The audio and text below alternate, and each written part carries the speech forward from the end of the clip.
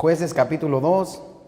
Jueces capítulo 2. Recuerda, estamos estudiando el libro de Jueces versículo por versículo. El título de nuestra serie es Cuando no hay rey. Recuerden, el libro de Jueces es un tiempo donde cada uno hacía lo que bien le parecía. Dios había dejado el trono de su corazón y el pueblo de Israel estaba viviendo de acuerdo a sus razonamientos. Este libro nos resalta que cuando nosotros quitamos a Dios de nuestra vida, las cosas nunca salen bien. Jueces capítulo 2, y quiero que note una vez más el versículo 10, dice la Biblia: y toda aquella generación también fue reunida a sus padres, y se levantó después de ellos otra generación que no conocía a Jehová, ni la obra que él había hecho por Israel. La caída espiritual no ocurre de repente. Comienza cuando el pueblo de Dios escucha su voz, pero ignora sus mandamientos. Y cuando nosotros dejamos de transmitir su verdad a la siguiente generación. Vamos a orar. Señor, gracias por darnos la oportunidad de estar en la iglesia, en la casa de Dios. Te pido, Señor, que el día de hoy tú nos ayudes a aprender del libro de Jueces. Y que nosotros, Señor, podamos ver el peligro de alejarnos de Dios. El peligro de quitar del trono de nuestra vida a Dios. Te pido, Señor, que tú nos llenes de convicción el día de hoy y nos ayudes a vivir en obediencia. Ayúdanos, Señor, a no solamente tener remordimiento el día de hoy, pero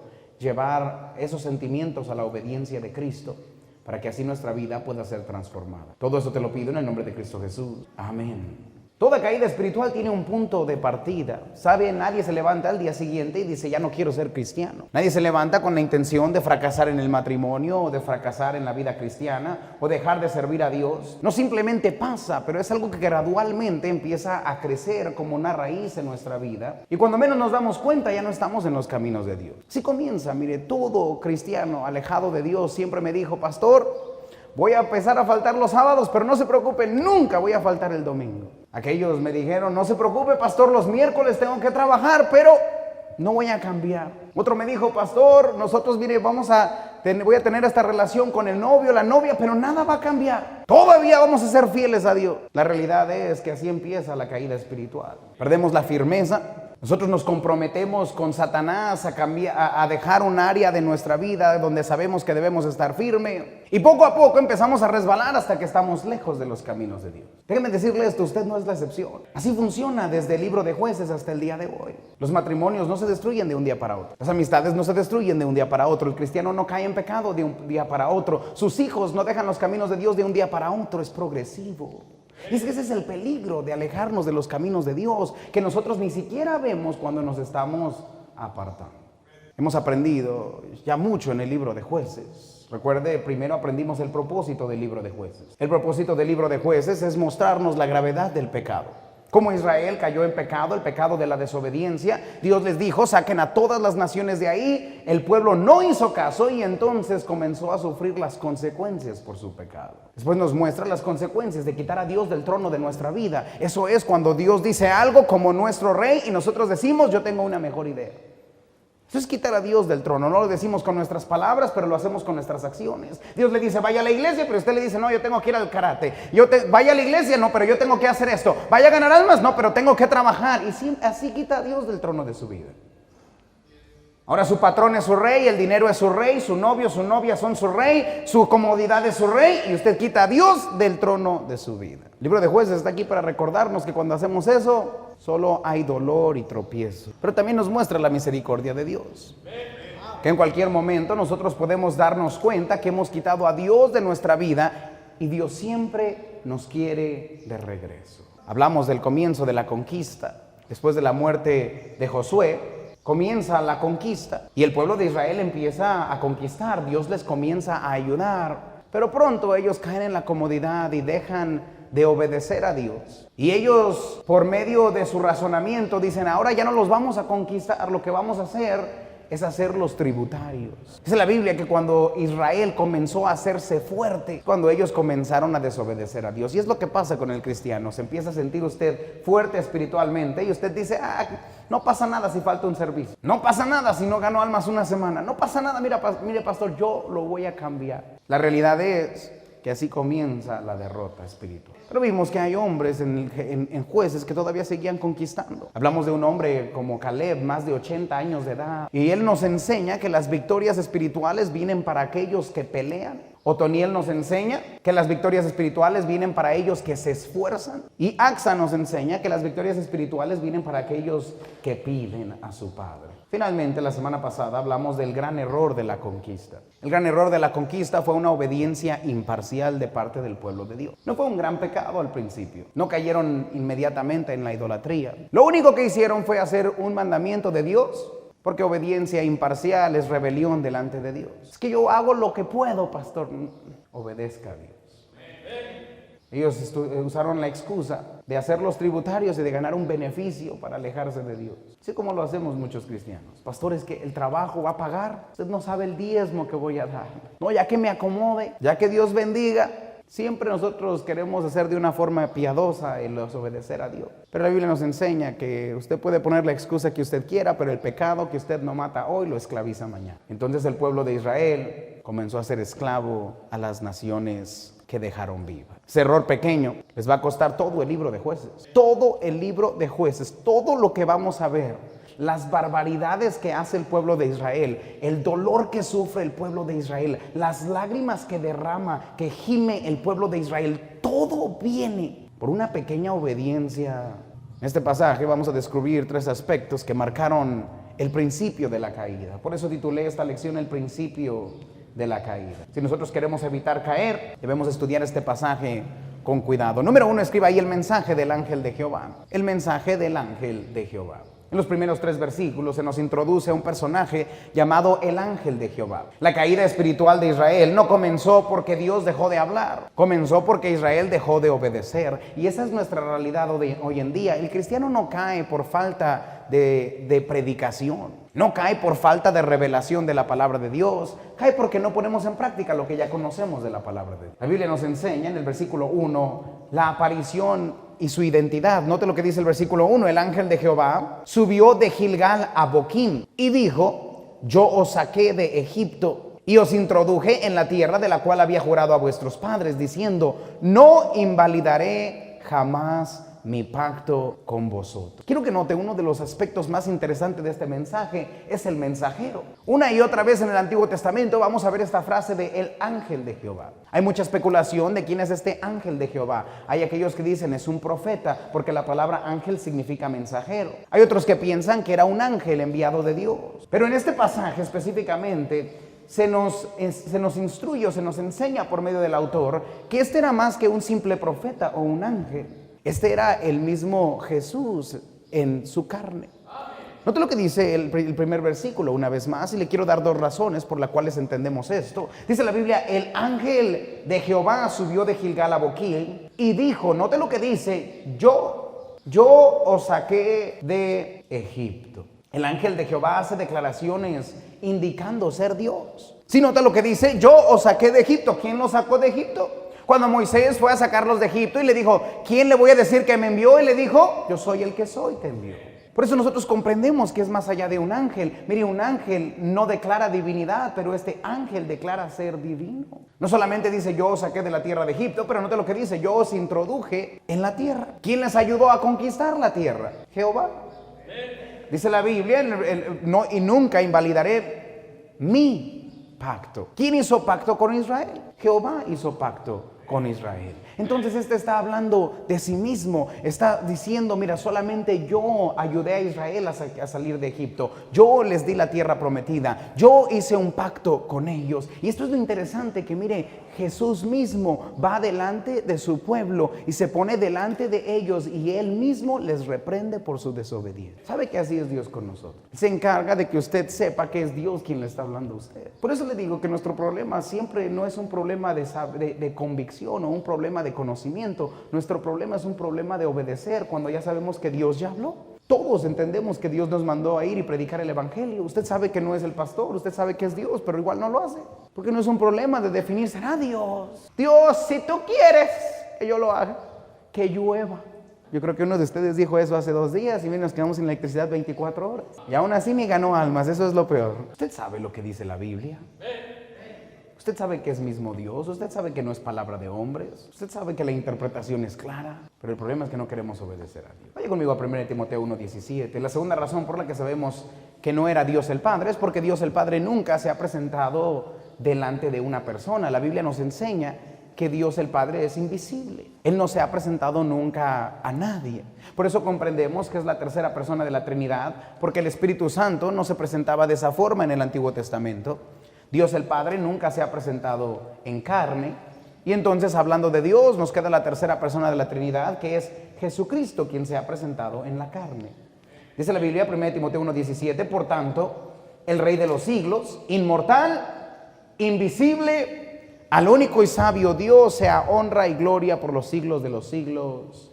Amén. Dios el Padre se le pone como una persona invisible. Vaya al capítulo 6 de 1 de Timoteo. La Biblia nos enseña que nunca nadie lo ha visto jamás. Por eso hay personas que piensan que la Biblia se contradice y dice, si a Dios nunca lo han visto jamás nadie, entonces ¿cómo han visto a Jesús? Es que no comprenden la Trinidad. A Dios el Padre nunca nadie lo ha visto jamás. A Jesucristo lo han visto muchas personas.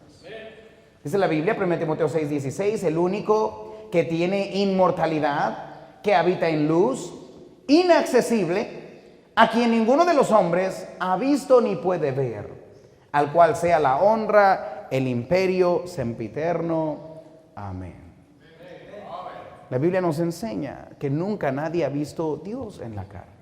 Aun cuando Moisés le pidió que le dejara ver su gloria, Dios no lo permitió.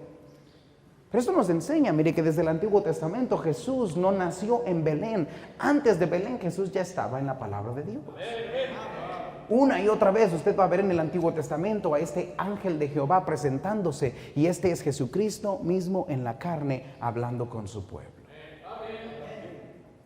Esto es interesante porque Dios mismo en presencia, mire, les predica y les recuerda de su amor. Nota el versículo 1 una vez más. Lo primero que el ángel de Jehová les recuerda es su amor y su misericordia. Porque antes de reprendernos, Dios siempre nos recuerda de lo bueno que ha sido con nosotros. Dice la Biblia, Jueces 2:1, el ángel de Jehová subió a Gilgal, a Boquim, y dijo, yo os saqué de Egipto. Quiero que note esto. Dios en su amor les recuerda de dónde los sacó. ¿Sabe cuál es el problema de muchos cristianos hoy en día en su obediencia a Dios? Es que usted no se acuerda de dónde lo sacó Dios. Usted comienza a pensar que es usted el que ha hecho los cambios, que es usted el que ha ayudado a su familia, que es usted el que es el autor de todo lo bueno que está pasando en su vida. Mire, no es que usted crió bien a sus hijos, no es que usted es muy inteligente, no es que usted hace mucho dinero, es que Dios tiene misericordia de usted. ¿Dónde estuviera usted si Cristo no le hubiera salvado? La desobediencia comienza cuando nosotros comenzamos a olvidar de dónde nos sacó Dios. Mucha gente que abusa de Dios. Mire, Dios le trajo a esta iglesia, Dios le salvó, Dios le dio el evangelio, Dios le ha ayudado. Todas las conexiones, amistades, negocio, todo lo que tiene viene de Dios. Y a veces queremos usar las mismas bendiciones de Dios como excusa de desobediencia a Dios. Dios le dijo al pueblo de Israel, ¿no te acuerdas de dónde te saqué? ¿No te acuerdas cómo estabas gimiendo, pidiendo que te ayudara en la tierra de Egipto? Eras esclavo en la tierra de Egipto. No había libertad, no había gozo, mataban a tus hijos. ¿No recuerdas dónde estabas? Yo te saqué de la tierra de Egipto. Jesucristo mismo en carne, diciéndole de dónde te saqué. Si usted quiere vivir una vida en obediencia a Dios, tiene que aprender a recordar de dónde le sacó el Señor. No necesita más motivación de eso. ¿Dónde estuviera hoy sin Cristo? ¿Qué tipo de familia tendría usted sin Cristo? ¿Dónde estuvieran sus hijos sin Cristo? Note lo que le dice, no solamente dónde te saqué, pero a dónde te he llevado. Mire lo que dice, y os introduje en la tierra de la cual había jurado a vuestros padres, diciendo, no invalidaré jamás mi pacto con vosotros. Les recuerda de la bendición en donde los puso. Te saqué de aquí y mira hasta dónde te he llevado. ¿No ha sido Dios bueno con usted? Mire, yo no comprendo personas a las que Dios ha sacado a ellos y a su familia del desastre que estaba, y después no quieren servir a Dios. Después tienen que encontrar motivación para servir al Señor. ¿De dónde te sacó? ¿Dónde te puso? ¿Qué te ha dado?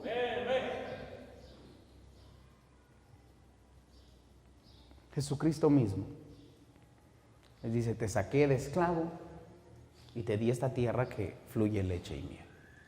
Perfecta, jamás, porque estamos en un mundo pecador.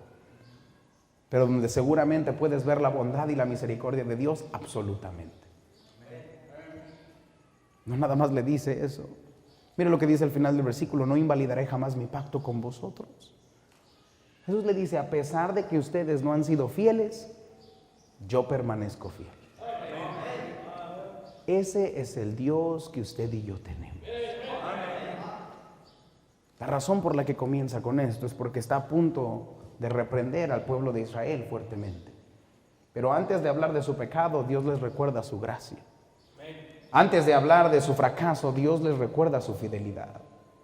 Antes de reprenderlos, Dios les recuerda cuánto lo ama. Porque antes de que usted reciba la reprensión de parte de Dios, quiero que recuerde esto, viene de un lugar de amor sincero por Dios. Cada vez que la Biblia nos reprende, que nos dice no hagas esto, que dice para esto, que dice ya no hagas esto, que te dice date la vuelta, voltéate, huye de eso, cambia eso, no lo dice Dios de un lugar autoritario, como una persona que quiere solamente ejercer dolor y autoridad en su vida. No viene de ahí. Viene de un Dios que es todo amor. Un corazón quebrantado por ver las consecuencias de dónde lo va a llevar su pecado. Primero les recuerda, te saqué de Egipto, te redimí. Les recuerda la tierra donde los trajo, la provisión que les dio. Les recuerda su fidelidad. Y dice esto, precisamente porque te amo, te voy a corregir. Vaya conmigo a Hebreos 12:6. Porque quiero que note que el que Dios le reprenda, la reprensión de parte de Dios, cuando es una reprensión sana, a veces viene de la boca de nuestros padres, a veces viene de la boca del pastor, a veces viene de la palabra misma. Puede venir de diferentes maneras la reprensión de Dios. Usted lo estudia en la Biblia, venía de profetas, venía de padres, venía de otras personas, venía de la misma palabra de Dios. La reprensión viene precisamente porque Dios le ama. Por eso cuando no entiendo personas que vienen y dicen, me predicó el pastor, gloria a Dios. Eso mismo prueba que Dios le ama. Preocúpese cuando ya no le hable el Señor. Dice la Biblia, Hebreos 12:6, porque el Señor al que ama, disciplina. Note lo que dice el versículo, y azota a todo al que recibe por. Dios no quiere azotarle, pero por amor lo va a hacer. ¿Quién aquí tiene hijos? ¿Usted tiene hijos? ¿Usted tiene hijos? No le voy a pedir que levante su mano, pero le duele azotarlos. Alguno otro va a disfrutarlo por ahí, no quiero. No le quebra el corazón. Es más fácil a un niño que a una niña. Pero nosotros entendemos y no lo hacemos. Si yo no los castigo, la vida los va a castigar. Si yo no los disciplino, la vida los va a disciplinar. Y esa disciplina viene de un lugar de amor. Así le ama a Dios. Y cada vez que Dios le dice, deja de hacer eso, ya no, esas amistades ya no. Ese pecado que estás haciendo ya no. Ese camino por el que estás yendo no es recto, es camino de muerte. Todo eso viene de un Dios lleno de amor que le ama como su propio Hijo. Ahora viene la reprensión de su pecado. Note el versículo 2 de Jueces 2. Dice la Biblia en Jueces capítulo 2, versículo 2. Con tal que vosotros no hagáis pacto con los moradores de esta tierra, cuyos altares habéis de derribar. Mas vosotros no habéis atendido mi voz. Si no escuchaste, no obedeciste, has escuchado mi voz, pero no la has puesto en práctica. Esa es la reprensión del pecado.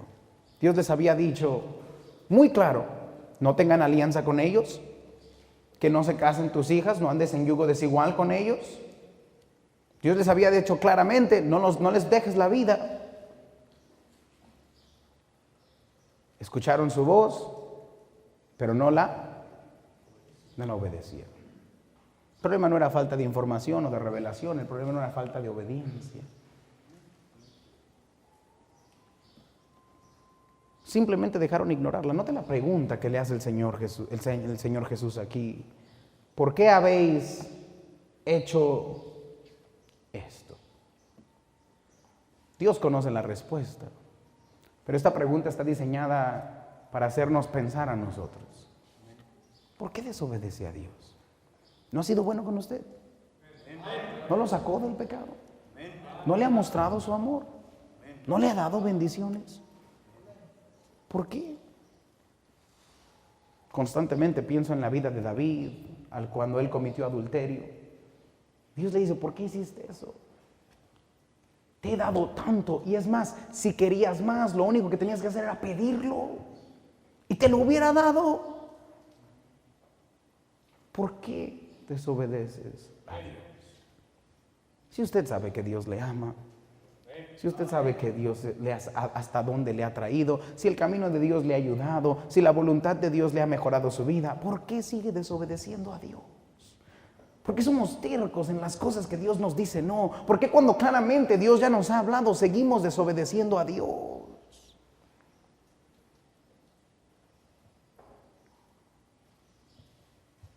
Yo sé que Dios le ha hablado en su vida. No puede escuchar tantos mensajes todo este año, la mitad del año es mensaje tras mensaje. Yo sé que Dios le ha hablado a su vida. La pregunta es, ¿por qué no obedece?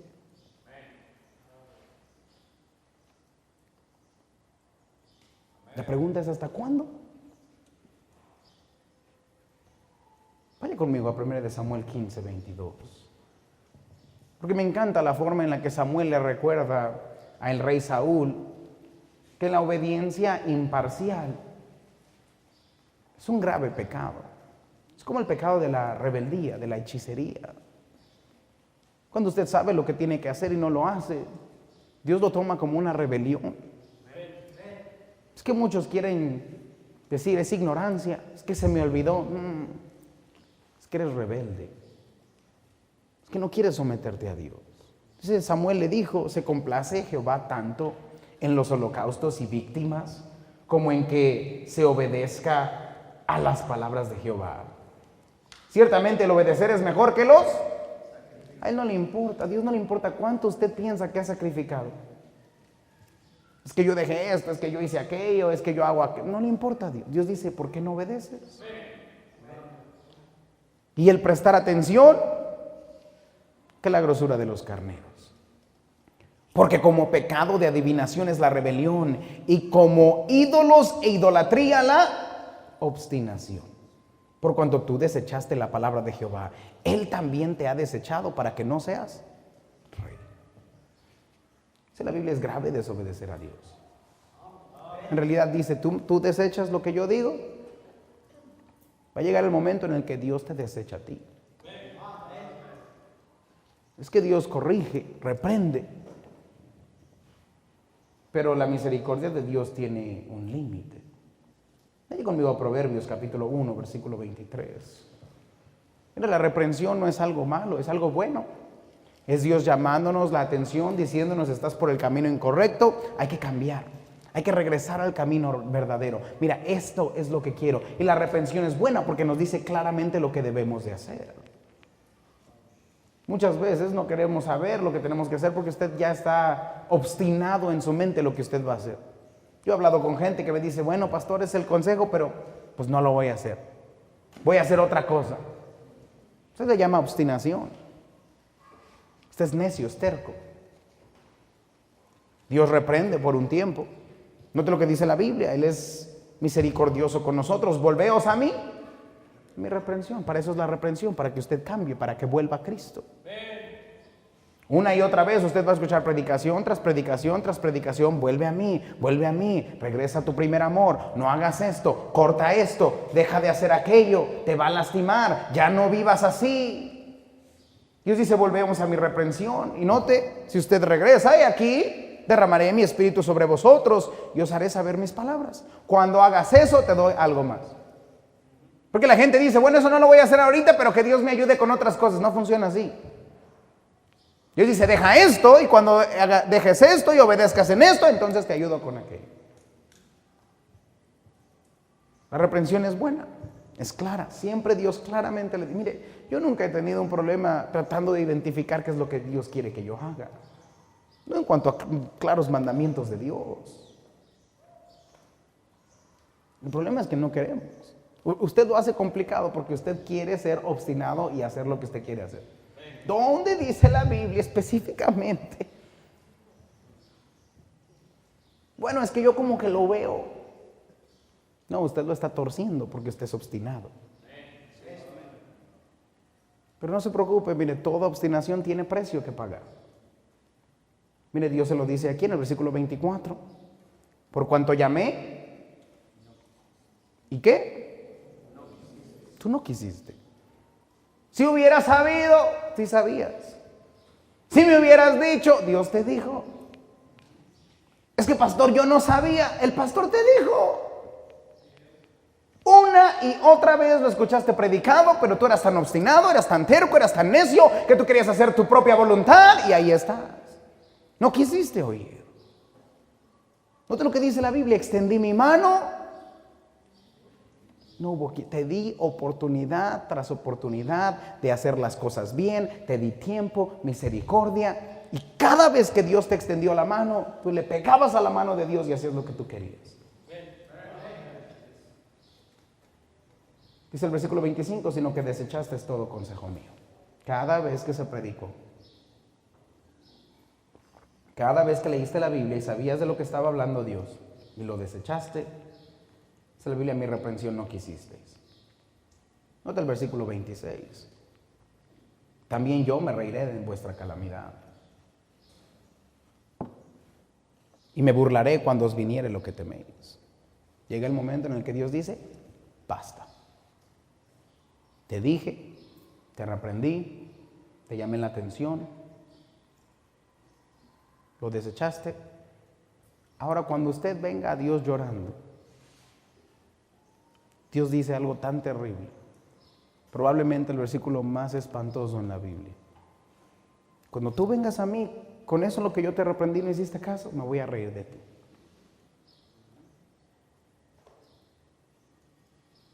¿Se imagina usted en el punto del divorcio, cuando llega y tiene el dolor más grande de su vida, se acerca a Dios y Dios se burla de usted?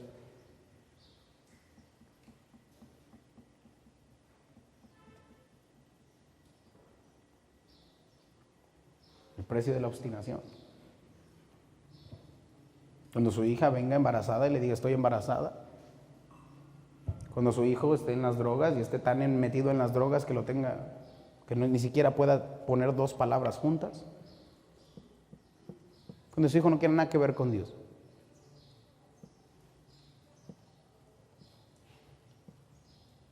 Cuando se case con un hombre que la golpea, cuando se case con una mujer que olvida el pacto de su juventud. Cuando esté tan metido en la pornografía, en las drogas, en el pecado que no se pueda salir.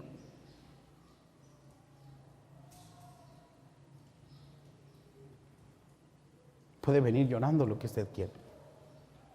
Dios se va a burlar de usted. Es el precio de la obstinación. Note lo que dice la Biblia. Todavía no termina ahí. Cuando viniere como una destrucción, lo que teméis. ¿Qué es lo que le tiene más miedo a usted? ¿Qué diría usted en su vida? Esto es lo que definitivamente no quiero que me pase. Para muchos es el divorcio, para muchos es perder un hijo, para muchos es perder su llamado, descalificarse. ¿Qué es lo que usted teme? Para muchos es el dinero, su salud. Cuando venga eso, Dios dice, yo me voy a reír de ti. Y vuestra calamidad llegare como un torbellino. Viene, mire, así. Cuando sobre vosotros viniere tribulación y angustia, un dolor que, mire, le llegue hasta el pecho, entonces me llamarán y no responderé. Por eso trato constantemente de decirle, mire, no se trata de engañar al pastor, no se trata de esconderse de las reglas, no se trata de hacer lo que yo quiero, o sea, no se trata de eso, es que Dios tiene un límite para su misericordia. Y cuando usted llame, no hay nada peor que saber que Dios no solamente no está contestando, pero Él mismo Lo dejó caer ahí y él mismo se está burlando de usted. Me buscarán de mañana. Ahora sí, mire, de madrugada, despertándose a medianoche por el dolor de sus problemas. No me hallarán. Por cuanto aborrecieron la sabiduría. No escogieron el temor de Jehová. No tuviste suficiente miedo de las consecuencias de tu pecado para dejar de hacer tu pecado. Ni quisieron mi consejo. ¿Cuántas veces te dio el consejo Dios? No lo quisiste. Menospreciaron toda reprensión mía. La hiciste menos. Ahora come del fruto de su camino. Y mira, hastíate de tus propios consejos. Ahora sí, ¿dónde está tu sabiduría? Dios te va a decir, no que dijiste que... ¿Dónde está el gran plan que tenías? ¿Dónde está la gran sabiduría que sobrepasaba la sabiduría de la palabra de Dios?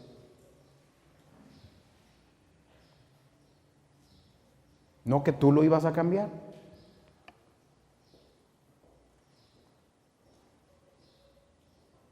No que no valía la pena servir a Dios. No que ibas a servir a Dios.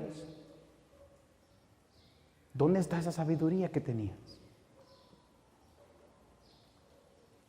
Ahí es cuando el más orgulloso clama en humildad a Dios.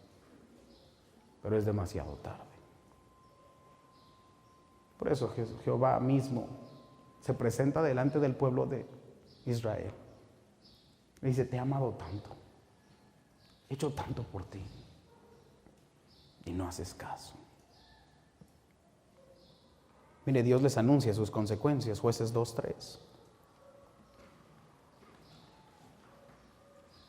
Dios no anula su pacto, pero sí les quita esta bendición especial que tenían sobre la conquista. Él dijo, yo te dije que conquistaras, te ayudé, te di victoria, y por tu comodidad, por la fuerza que tú crees que tienes, por tu ser obstinado, no obedeciste. Y ahora les dice, por tanto, por no hacer caso, yo también digo, no los echaré de delante de vosotros, sino que serán azotes para vuestros costados, y sus dioses os serán de tropezadero. Dice Israel, ¿sabes qué, Israel? ¿Tú quieres vivir así? ¿Tú quieres a esos como vecinos? ¿No quieres hacerle caso a Dios? ¿Eso quieres para tu vida?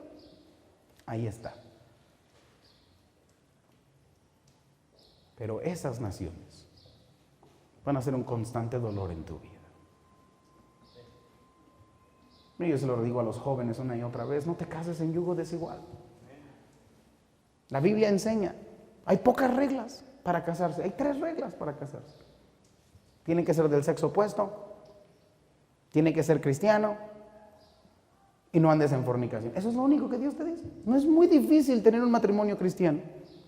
Así complicado que tú digas complicado. No, son 3 reglas. Pero un pastor, es que usted que... Yo no les puse las reglas. Pero Dios es más sabio que usted y yo. Pero tú lo quieres, dice Dios. Ahí está. Hastíate de tus propios caminos. Yo le digo esto a los jóvenes porque ¿sabes qué va a convertirse esa persona?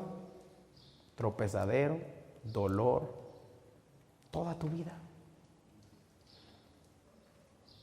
Semana pasada estuve orando por una persona a la que yo amo tanto.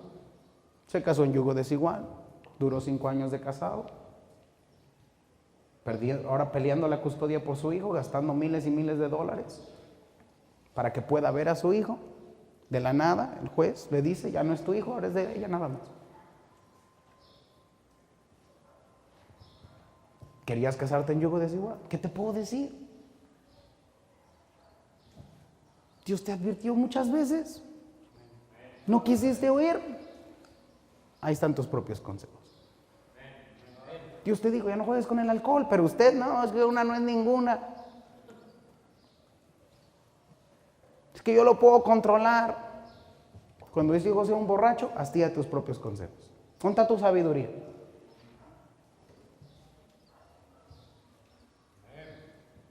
Dios creó la hierba para que se fume.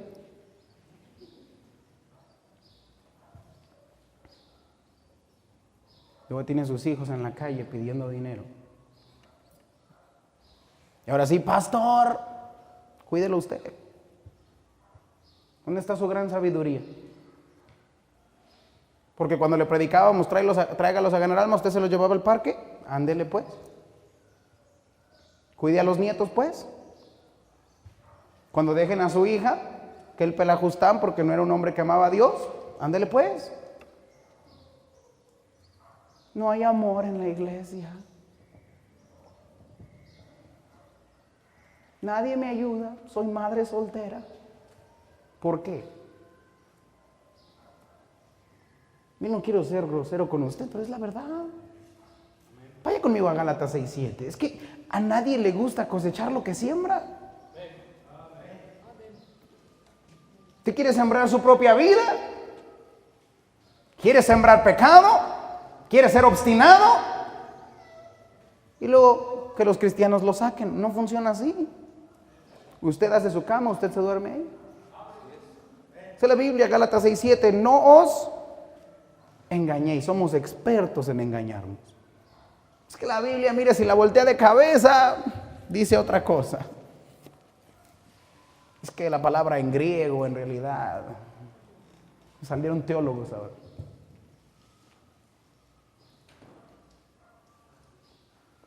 No os engañéis. Dios no puede ser burlado. Es que si tú eres usted la Biblia de esta forma y mire, la acomoda así. Dios no puede ser burlado. Escucha ahí esa siguiente palabra. Todo. ¿Cuánto? Las palabras, las acciones, los motivos, todo, todo. Lo que el hombre sembrara. Eso también, su vida es la cosecha de lo que usted plantó años atrás. Hoy usted está plantando. Cada vez que usted escucha la palabra de Dios y la obedece o la desobedece, usted está sembrando. Y años después usted va a cosechar lo que usted sembró el día de hoy. No pasa de la nada. Es que la siembra tiene tiempo. Por eso algunos, mira, ya voy, mira, yo bien divertido, todo bien. El pastor ya se equivocó. Ahí viene la cosecha.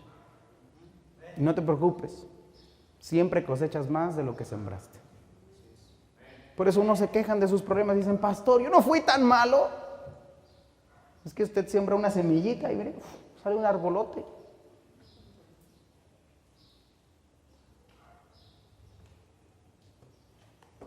Todo lo que el hombre sembrare, eso también segará.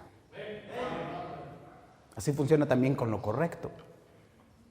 Usted comienza a sembrar correctamente, va a cosechar. Este es el problema. Que usted, para las consecuencias de su pecado, sí quiere que se tarde la cosecha. Pero para arreglar sus problemas, quiere sembrar y que mañana salga. Quieres como una maruchan, 2-3 minutos y ya, arréglamelo, pastor. Pastor, ya llevo 2 semanas en la iglesia fiel, nada cambia. Sembró 20 años corrupción. Y ahora quiere que Dios lo arregle en 5 minutos. Todo lo que el hombre sembrare, eso también se gana. Israel creyó que podía dominar a las naciones. Terminaron siendo azotes, dolor, día tras día, en la vida de los israelitas. Tropezadero. No podían levantarse y correr porque lo mismo que Dios le dijo no hagas, lo seguía haciendo caer y caer y caer. ¿Sabe cuál es la fuente de su dolor? Su desobediencia.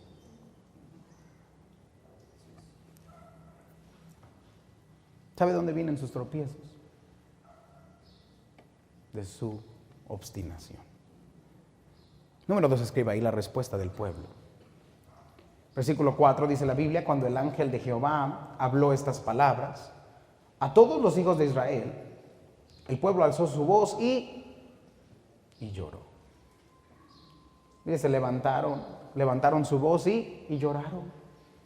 El mensaje de Dios, Jesucristo mismo, predicando, les trajo convicción a su vida. Y quiero hacer una pausa aquí porque esa es la predicación bíblica. La predicación bíblica no es motivación personal. No, es que cada vez que voy a la iglesia me siento mal por el pecado que hago. Eso es predicación bíblica. Esa es la marca de predicación bíblica. Es que me dio con todo. Unas pedradas, dicen ahí. ¿De dónde sacaron eso? Todos sangrados. Eso es lo que es la predicación. Jesús predicó. Trajo convicción al pueblo. Ya no podían justificar su desobediencia. Jesús fue claro. Esto es lo que hicieron mal. Porque la predicación bíblica apunta al pecado directamente. Ya no pueden excusarse porque eres desobediente. Esto está mal.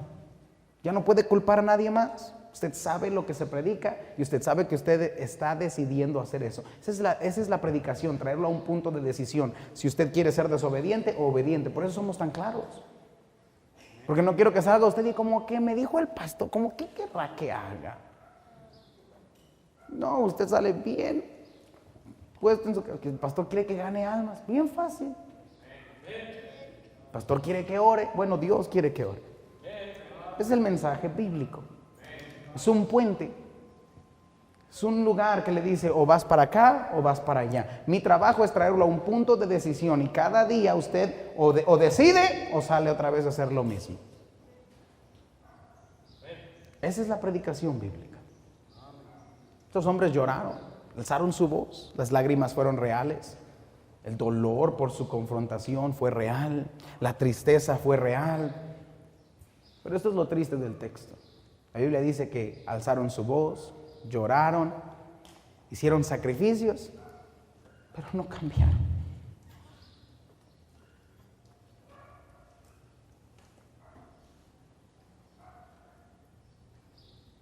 Ese es el problema de la iglesia hoy. Escuchamos la predicación, sí, cierto. Golpes de pecho, me siento terrible, pastor. ¿Qué mensajazo? Sale para hacer lo mismo otra vez. Algunos ni siquiera llegan al altar. Bueno, ellos por lo menos lloraron. Usted le echa la culpa a las rodillas, no puede ni llegar al altar. Tiene 30 años y ya no puede llegar al altar.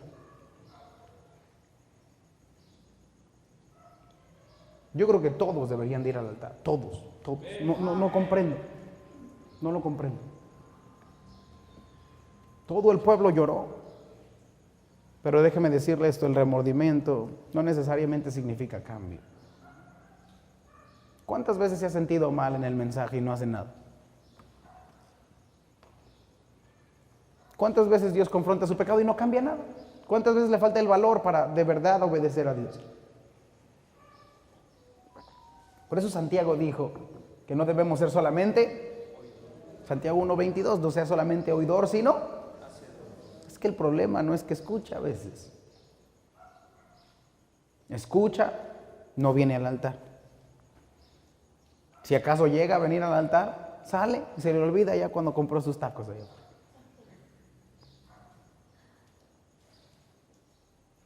Y mañana, lo mismo. Luego la iglesia no sirve. No, el que no sirve es usted. Porque la Biblia es clara. No tenemos problema de convicción en esta iglesia. Tenemos un problema de actuar lo que Dios nos convence de pecado. Mire, hasta ofrecieron sacrificios. ¿No te lo que dice el versículo 5? Y llamaron el nombre de aquel lugar Boquim. Boquim significa el lugar de lágrimas. Y ofrecieron allí sacrificios a Jehová. Una ofrenda presentada a Dios. Lo sentimos tanto. Adoraron a Dios. Alabaron a Dios. Pero no hubo un cambio.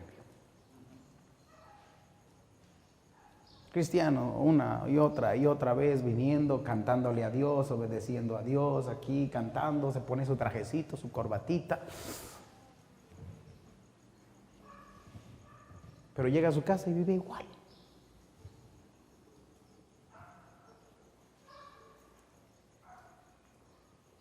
¿Qué le trajo hasta el punto de bendición que tiene el día de hoy? No fue su obediencia a Dios. No fue rechazar el pecado y obedecer a Cristo. ¿Y por qué dejó de hacerlo? Por eso muchos cristianos limitan la bendición de Dios en su vida, porque usted solo obedece hasta este punto. La actividad religiosa, mire, nunca reemplaza la obediencia. Usted puede cantar lo más duro que usted quiera. Usted puede venir al altar y gritar lo más que usted quiera. Usted puede llorar en su casa: Señor, bendíceme, no me castigues. Pero si no obedece, nada cambia. Este fue el pueblo de Israel. Llanto sin obediencia. Note lo que dice el versículo 5. Llamaron el nombre de aquel lugar Boquim y ofrecieron allí sacrificios a Jehová. Le pusieron Boquim porque ahí lloraron. Pero fue un lugar de lloro, no un lugar de cambio. ¿Sabe cuándo va a transformar la forma en la que usted viene a la iglesia y su vida? Cuando usted venga a la iglesia, escuche el mensaje, tome nota, apunte su decisión, salga y lo viva. ¿Se imagina qué tan adelante estuviéramos en la vida cristiana si viniéramos a Cristo, si tomara una decisión y luego la hiciera? Estos amigos, dijo la Biblia, no me conviene, pum, ahí se acabó. Esta actitud, ya no voy a ser chismoso. Vaya, dígale a todo el mundo: ya no voy a ser chismoso. Ya no voy a ser enojón. La Biblia dice que ser enojón. La Biblia dice: ve y predica el evangelio, voy a ganar almas. ¿Se imagina? Pero no somos así. Qué gran mensaje. ¡Wow! Mensajazo. Algunas también dicen: pastor, qué tremendo mensaje. Y luego,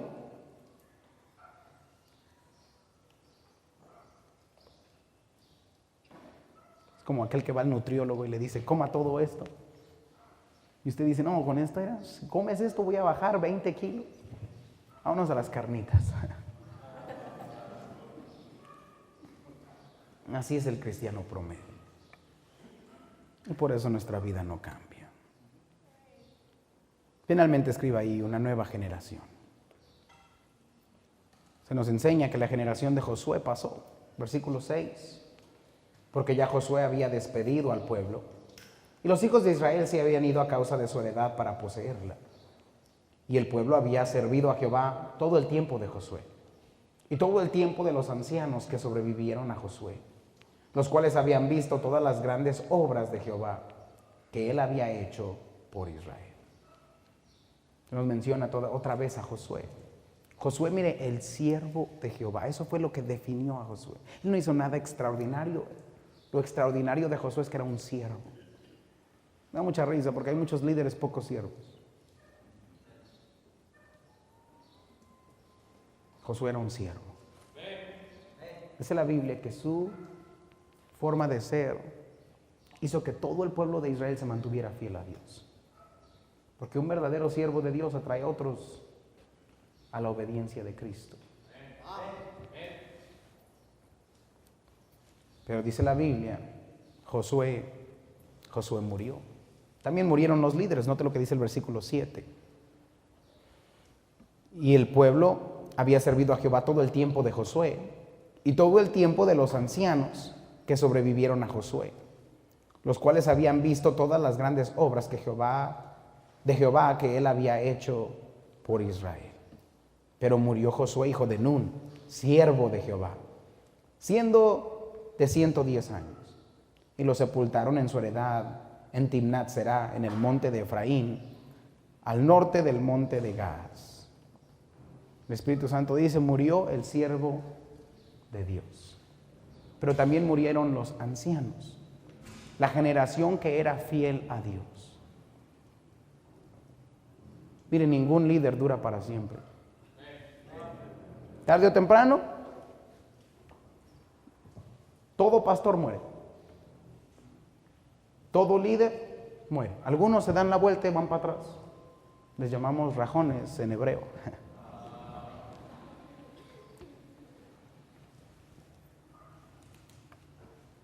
Algunos ni llegan. Algunos gradúan del colegio, no hacen nada para Dios. Algunos ni gradúan. Algunos ni entraron.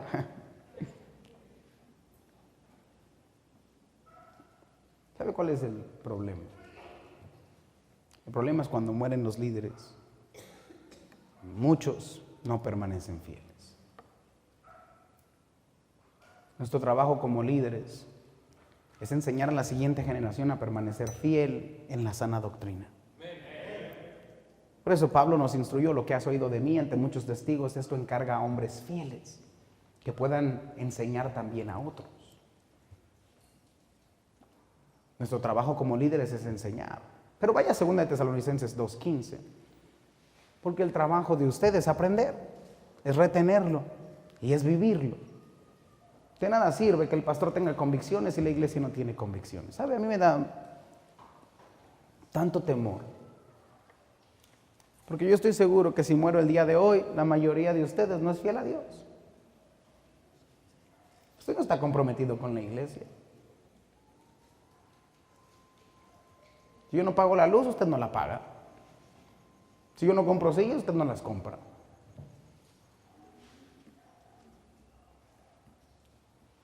Si yo digo no hay servicio, usted predica. Si yo dijera ya el pantalón no es pecado, muchos de ustedes y su esposa otra vez al pantalón. Si cambiamos la música aquí, a usted no le importa. Es más, qué chido. Ya era hora. Nos faltan hombres con convicciones. Note lo que dice el versículo 15. Así que, hermanos, está hablando a los hombres, estad. ¿Dónde están los hombres que son firmes? Hay algo que Dios nos dio que se llama espina dorsal, que le ayuda a un hombre a pararse de pie derecho. Nos falta una espina dorsal espiritual. Que pase lo que pase, usted va a estar en su lugar.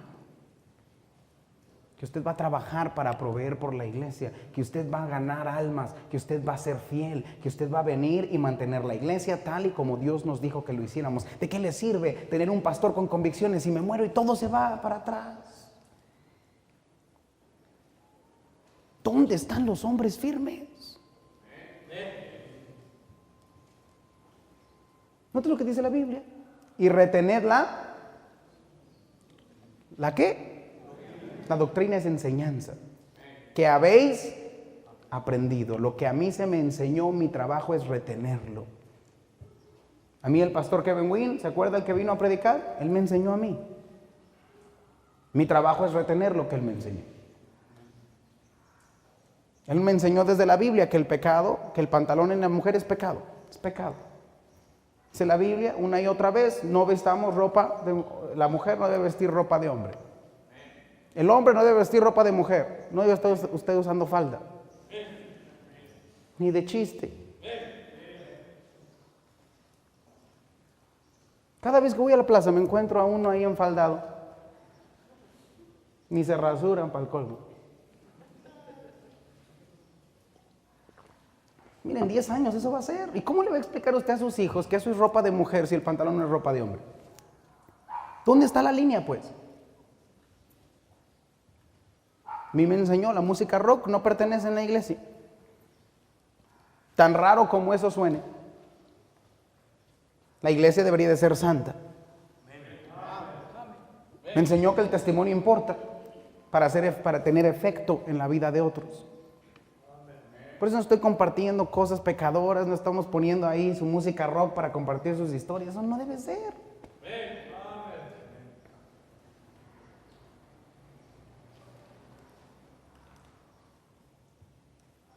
Usted debe de guardar la modestia. Estar enseñando su cuerpo. Parece sentido común, pero el cristiano promedio pone ahí su cuerpo desnudo. Juan 3:16. Bien cristiano. Me enseñó que debemos ganar almas cada semana. Todos, cada semana. No es un llamado específico para el pastor, es para todos. Pero ¿de qué me sirve enseñarlos si usted no lo retiene? No, pastores, que hay otros que sí lo retienen, pero ¿usted qué? ¿No le va a dar usted cuentas a Dios? No le va a decir, no, es que el hermano allá sí va. No, usted.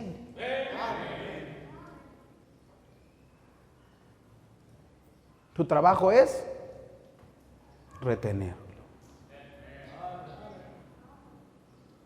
Mire, la iglesia debería funcionar con rutas, ganancia de almas, ferviente, creciente, cuando yo me muero. Pero la realidad es que no estamos ahí. Con trabajo llega a tiempo a la iglesia. Con trabajo se viste como cristiano. Con trabajo tiene un sermón ahí de hace 6 meses que tenía en el colegio pasado.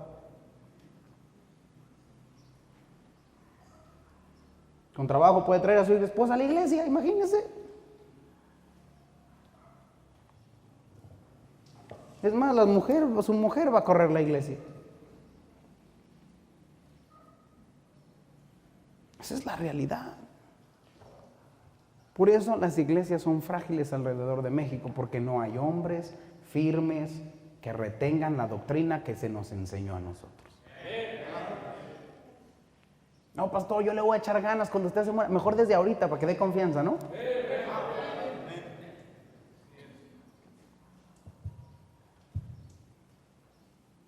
Note lo que dice Jueces 2:10. Esta generación, la realidad es que no conocían a Dios. Habían escuchado de Dios. Sabían del Dios que obedecieron sus padres, pero ellos nunca personalmente habían tenido una relación con Dios. Por eso dice la Biblia que hay una generación que no conoció a Jehová. Nota el versículo 10, y toda aquella generación también fue reunida a sus padres. Y se levantó después de ellos otra generación que no conocía a Jehová ni la obra que él había hecho por Israel. Qué triste escuchar esto. Murió la generación de Josué, la generación de los líderes. Cuando empezaron a entrar los que debían de tomar la batuta para seguir adelante, ni siquiera conocían a Dios. No habían visto el poder de Dios. No conocían la palabra de Dios, los mandamientos de Dios. Habían escuchado de aquel Dios poderoso, pero ni siquiera lo conocían personalmente. Dice la Biblia, después de ahí, el siguiente paso fue adorar a los Baales. Una generación que no ve y conoce a Dios siempre se olvida de Dios. Por eso la pregunta no es solamente si yo conozco a Dios. La pregunta es, ¿qué tanto estoy invirtiendo yo para que la siguiente generación conozca a Dios? Eso me encanta ver a los niños cantando, porque espero que ellos comprendan, retengan la doctrina. Que ellos sepan que lo que Dios le llamó pecado hace 20 años, el homosexualismo, el lesbianismo, vestirse de mujer, todo eso es pecado. Vestirse de hombre es igual.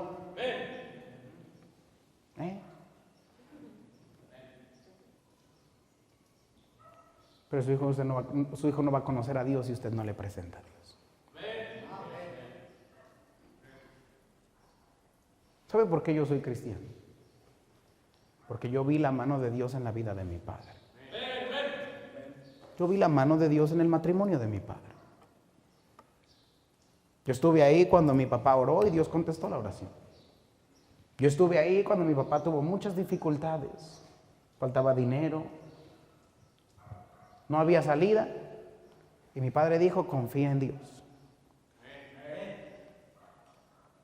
Yo vi cuando mi padre fue fiel a Dios. Yo vi cuando él me dijo, en esta casa no se hace eso porque Dios dice en su palabra esto. Él no solamente lo predicaba, él lo vivía.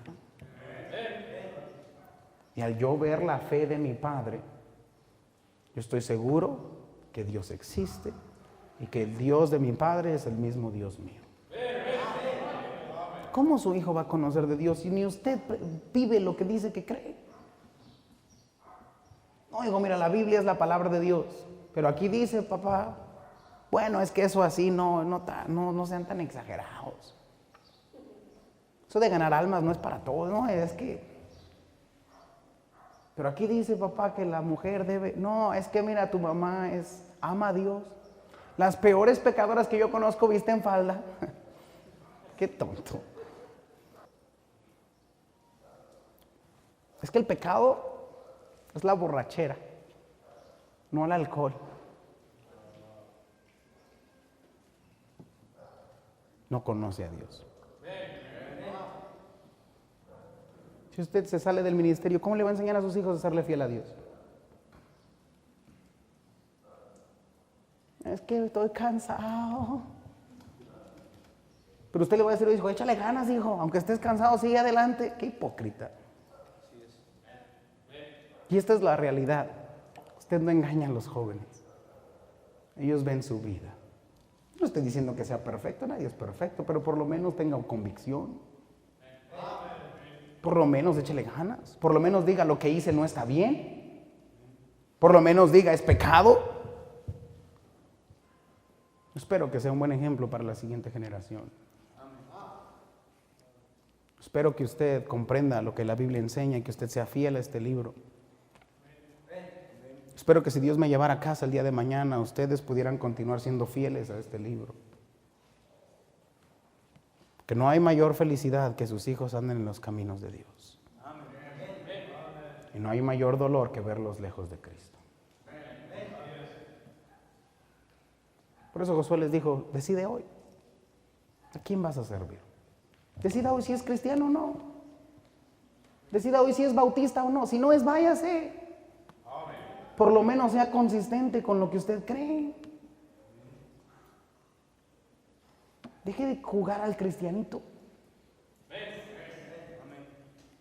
Porque sus hijos ven eso. Y eso de haz lo que yo digo, no lo que yo hago, no funciona. Señor, gracias por tu palabra.